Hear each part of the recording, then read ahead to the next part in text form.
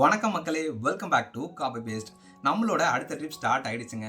இந்த ட்ரிப்பில் நம்ம வேளாங்கண்ணி தாங்க சுற்றி பார்க்க போகிறோம். நான் 2வது தடவையாக வேளாங்கண்ணிக்கு ட்ராவல் பண்ணிட்டு இருக்கேன். முதல் தடவை பார்த்தீங்கன்னா எங்கள் அக்கா மாமா கூட போனது. அதுக்கப்புறமா கிட்டத்தட்ட ஒரு 14-15 வருஷத்துக்கு அப்புறமா இப்போ தாங்க வேளாங்கண்ணிக்கு போகக்கூடிய ஒரு வாய்ப்பு அமைஞ்சிருக்கு. இந்த ட்ரிப்பை ஒரு ஃபேமிலி ஆர்கனைஸ்ட் ட்ரிப்பாக தாங்க பிளான் பண்ணியிருந்தோம். ஸோ அதுக்கேற்ற மாதிரி தான் ட்ராவல் பண்ணிட்டு இருக்கோம். எங்களோட இந்த ஒரு ட்ரிப் எங்கேருந்து ஸ்டார்ட் ஆச்சு, நாங்கள் எத்தனை மணிக்கு வேளாங்கண்ணிக்கு போனோம், அங்கே போய் என்னென்ன இடங்கள்லாம் சுற்றி பார்த்தோம், அண்ட் ஒன் டே ட்ரிப்பாக நீங்கள் வேளாங்கண்ணிக்கு பிளான் பண்ணுறீங்க அப்படின்னா அதை எப்படி பிளான் பண்ணலாம் அப்படிங்கிற எல்லா விஷயத்தையும் இந்த ஒரு வீடியோவில் நான் உங்ககிட்ட சொல்ல போகிறேன். அண்ட் வாங்க மக்களே, வீடியோக்குள்ளே போகலாம். எங்களோட ட்ரிப் பார்த்தீங்கன்னா தஞ்சாவூர் அம்மாப்பேட்டையிலேருந்து மதியம் 2 மணிக்கு தாங்க ஸ்டார்ட் ஆச்சு. அங்கேருந்து வேளாங்கண்ணிக்கு 70 கிலோமீட்டர். ஸோ ஒரு 2 மணி நேரம் ட்ராவல் பண்ணி வேளாங்கண்ணி வந்து ரீச் ஆகிட்டோங்க. இங்கே பார்த்தீங்கன்னா ஒரு பெரிய பார்க்கிங் இருக்குங்க. நிறைய காரு, நிறைய வேன்ஸ் எல்லாம் நிப்பாட்டலாம். அவ்வளோ பெரிய பார்க்கிங்க. இந்த பார்க்கிங்கு இடது பக்கமும் சரி வலது பக்கமும் சரி நிறைய ரூம்ஸ் இருக்குது. ஸோ வேளாங்கண்ணியில் ஸ்டே பண்ணணும் அப்படின்னு நினைக்கிறவங்க இங்கே ரூம்ஸ் எடுத்து ஸ்டே பண்ணிக்கலாங்க. இந்த பார்க்கிங் எங்கே இருக்குது அப்படின்னு பார்த்தீங்கன்னா பழைய வேளாங்கண்ணி அப்படின்னு அழைக்கப்படுற மாதாக்குளம் பக்கத்தில் தாங்க இந்த ஒரு பார்க்கிங் இருக்குது.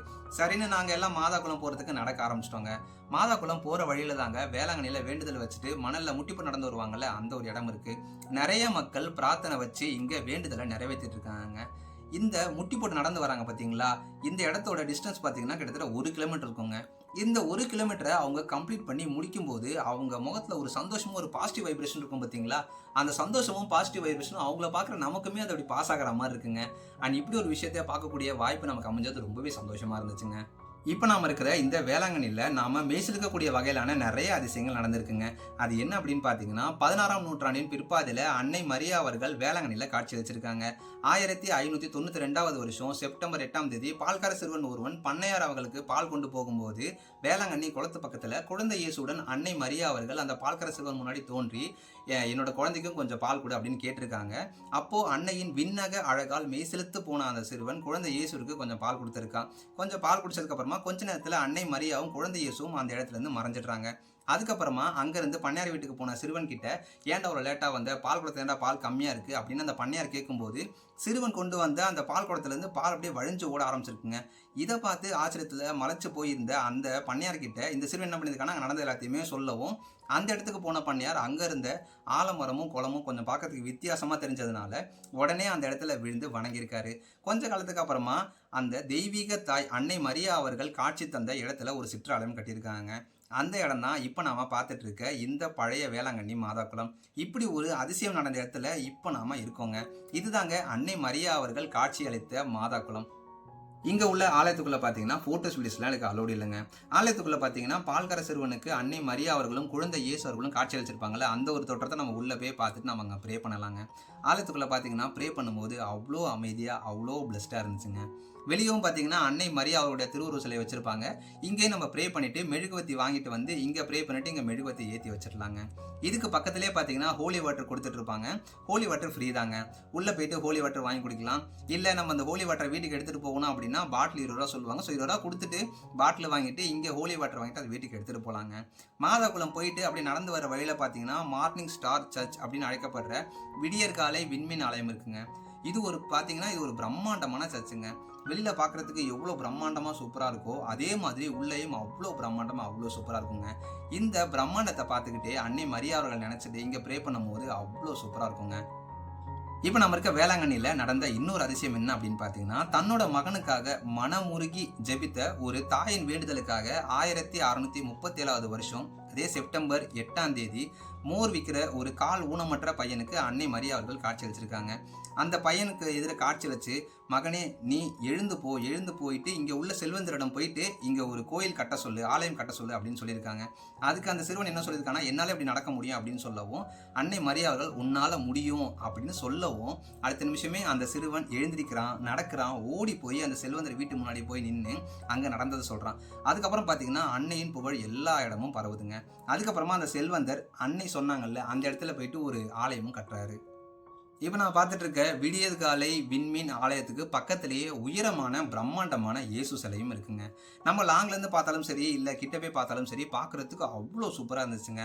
நாங்கள் பார்த்தீங்கன்னா ஈவினிங் டைம் போயிருந்தோம். ஈவினிங் டைமில் இந்த வியூலேருந்து பார்க்குறதுக்கு இயேசு நம்மளாம் ஆசீர்வதிக்கிற மாதிரி ஒரு அவ்வளோ சூப்பராக அவ்வளோ ஒரு நிறைவாக இருந்துச்சுங்க. இதுக்கு அப்படியே ஆப்போசிட்டில் பார்த்தீங்கன்னா புதிய வேளாங்கண்ணி ஆலயமும் இருக்குங்க. இன்னைக்கு ஆகஸ்ட் 29. ஸோ இன்னையிலேருந்து செப்டம்பர் 8ஆம் தேதி வரைக்கும் வேளாங்கண்ணி பேராலய திருவிழா நடக்க போகுதுங்க. அப்போ பார்த்தீங்கன்னா கூட்டம் அதிகமாக இருக்கும். இருந்தாலும் அந்த டைமில் நீங்கள் வேளாங்கண்ணிக்கு வந்தீங்கன்னா, வேளாங்கண்ணி வேற லெவலில் ஜொலிச்சுக்கிட்டு ஒரே கொண்டாட்டமாக இருக்குங்க. வேளாங்கண்ணியில் நடக்கிற பேராலய திருவிழாவை பற்றியும் கொடியேற்றத்தை பற்றியும் ஒரு வரலாறும் இருக்குங்க. அது என்ன அப்படின்னு பார்த்தீங்கன்னா, 1671வது வருஷம் இந்தியாவுக்கு பாய்மர கப்பலில் போர்ச்சுகீசர்கள்லாம் பயணம் செஞ்சு வந்துட்டு இருந்திருக்காங்க. அப்போ பார்த்தீங்கன்னா நடுக்கடலில் பயங்கரமான புயல் வீசவும் அந்த புயலில் அவங்க மாட்டிக்கிட்டாங்க. அப்போ என்ன செய்யறதுன்னு தெரியாமல் பயந்துட்டு இருந்தப்போ அன்னை மரியா கிட்ட போயிட்டு, எங்களை எப்படியாவது காப்பாத்துங்கம்மா, நாங்கள் நல்லபடியாக எங்கே கரை சேர்றோமோ அங்கே உங்களுக்கு ஒரு ஆலயம் கட்டுறோம் அப்படின்னு சொல்லி வேண்டிக்கிட்டாங்க. அப்போ பார்த்தீங்கன்னா அன்னையின் உதவியால் புயல், கடல் சீற்றம் அதெல்லாம் அடங்கி கப்பலில் பயணம் செஞ்சவங்க பத்திரமா வேளாங்கண்ணில் வந்து கரையிறங்கியிருக்காங்க. அன்னைக்கு செப்டம்பர் 8ஆம் தேதி மாதா அவர்களுடைய பிறந்த நாளும் கூட. தங்கள் கரை சேர்த்ததுக்கு நன்றியா வேளாங்கண்ணியில் இருந்த சின்ன ஆலயத்தை பெரிய ஆலயமாக கட்டியிருக்காங்க. அது மட்டும் இல்லாமல் அவங்க வந்த பாய்மர தூண் இருக்கு பார்த்தீங்களா, அதில் தாங்க ஆலய கொடிமரமாகவும் அவங்க நட்டு வச்சிருக்காங்க. இன்னைக்கும் அந்த கொடிமரத்தில் தாங்க அன்னையின் கொடி பறந்துகிட்டு இருக்கு. போர்ச்சுகீசுகள் கரை சேர்ந்த மாதாவின் பிறந்த நாளான செப்டம்பர் 8ஆம் தேதி தாங்க வேளாங்கண்ணி புனித ஆரோக்கிய அன்னை பேராலய திருவிழா கொண்டாடப்படுது. இந்த ஆலய திருவிழாக்கு நிறைய மக்கள் நிறைய ஊர்லேருந்து நடைபயணமாக வேளாங்கண்ணிக்கு வருவாங்க. அந்த திருவிழா அவ்வளோ சிறப்பாக இருக்கும். ஒரு பேராலய திருவிழாங்க இது. வருஷம் நடக்கிற இந்த பேராலய திருவிழாக்கு வாய்ப்பு கிடைச்சா கண்டிப்பாக ஒரு முறை வந்து பாருங்கள், அவ்வளோ சூப்பராக இருக்குங்க. நாங்கள் அடுத்ததாக வேளாங்கண்ணிக்கு பீச்சுக்கு போகலான்னு வந்துட்டோங்க. இங்கே பார்த்தீங்கன்னா 2 பக்கமும் அவ்வளோ கடைகள் இருந்துச்சு. ஃபேமிலியாக ட்ரிப்பாக வந்ததால் பீச்சை பார்த்ததும் எல்லாமே ஒரே குதூகலமாயிட்டாங்க. நான் லாஸ்ட் டைம் வேளாங்கண்ணி வந்தப்போ பீச்சில் நல்லா விளையாடிட்டு இருந்தேன். சரி இந்த வாட்டி போனதும் நல்லா பீச்சில் விளையாடலாம் அப்படின்னு நானும் ஒரு ஆசையாக பீச்சுக்கு வந்துட்டோங்க. நாங்கள் பீச்சுக்கு வந்தப்போ டைம் பார்த்தீங்கன்னா 5:40க்கு மேலே ஆயிடுச்சு. ஒரு 1/4 மணி நேரம் கூட விளையாடல. அதுக்கப்புறம் 6 மணிக்கெலாம் வந்து பீச்சில் விளையாடக்கூடாது அப்படின்னு சொல்லிட்டாங்க. எல்லாம் வெளியே அனுப்பிட்டாங்க. கொஞ்ச நேரம், அதாவது கொஞ்சம் சீக்கிரம் வந்திருந்தா நல்லா பீச்சில் விளையாடிருக்கலாம் அப்படின்னு தோணுச்சு. சரி பரவாயில்ல, நெக்ஸ்ட் டைம் வரும்போது நம்ம நல்லா பீச்சில் விளையாடலாம் அப்படின்னு நினச்சிட்டு அங்கேருந்து கிளம்பிட்டோங்க. நாங்கள் ஒன் டே ட்ரிப்பாக தான் பிளான் பண்ணி வந்திருந்தோம். ஆனால் கொஞ்சம் மதியமாக கிளம்பி வந்திருந்தோம். இதே நீங்கள் ஒன் டே ட்ரிப்பாக பிளான் பண்ணுறீங்க அப்படின்னா சீக்கிரமாகவே மார்னிங்கே இங்கே வந்துட்டீங்க அப்படின்னா எல்லா இடங்களையுமே கொஞ்சம் ஃப்ரீயாக நிதானமாக சுற்றி பார்க்கலாங்க. இங்கே சுற்றி பார்க்க அவ்வளோ இடங்கள் இருக்குது. அண்ட் ஸ்டே பண்ணுற மாதிரி பிளான் இருந்துச்சு அப்படின்னா இங்கே நிறைய ரூம்ஸுமே அவைலபிள் இருக்குங்க. ஸோ அதுக்கேற்ற மாதிரி பிளான் பண்ணிக்கோங்க. ஆல்ரெடி நீங்கள் வேளாங்கண்ணி வந்துருந்தீங்க அப்படின்னா உங்களோட எக்ஸ்பீரியன்ஸ் எப்படி இருந்துச்சு அப்படின்றதையும் மறக்காமல் கமெண்ட்டை சொல்லிவிடுங்க. இந்த வீடியோ உங்களுக்கு பிடிச்சிருக்கும்னு நம்புகிறேன். வீடியோ பிடிச்சிருந்தா வீடியோக்கு ஒரு லைக் பண்ணிவிட்டு நம்ம சேனலை சப்ஸ்கிரைப் பண்ணி வச்சுருங்க. அண்ட் இந்த மாதிரி ஒரு பிளேஸை பார்க்கணுன்னு ஆசைப்படுற உங்களோட ஃப்ரெண்ட்ஸ் அண்ட் ஃபேமிலிக்கு இந்த ஒரு வீடியோவை ஷேர் பண்ணி விட்டுருங்க. அண்ட் இந்த மாதிரி இன்னொரு சூப்பரான வேற லெவல் வீடியோவோட உங்களை மீண்டும் சந்திக்கிறேன். Okay, see you. பாய் பாய் மக்களே.